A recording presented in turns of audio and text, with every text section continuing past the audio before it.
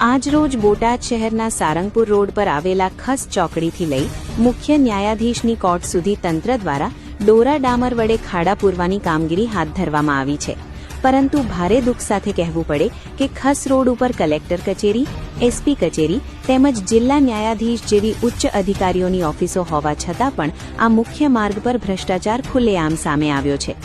ઉલ્લેખનીય છે કે ખસ રોડ ઉપર આશરે 5 મહિના અગાઉ જ ડામર રોડની કામગીરી કરવામાં આવી હતી, તેમ છતાં માત્ર 5 મહિનાની અંદર જ રોડ પર મોટા ખાડા અને ભૂવા પડી જતા બાંધકામની ગુણવત્તા પર ગંભીર પ્રશ્નો ઊભા થયા છે।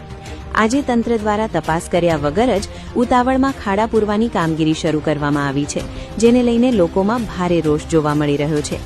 લોકોનું કહેવું છે કે તંત્ર આ કામગીરી દ્વારા ભ્રષ્ટાચારને છુપાવવાનો પ્રયાસ કરી રહ્યું છે।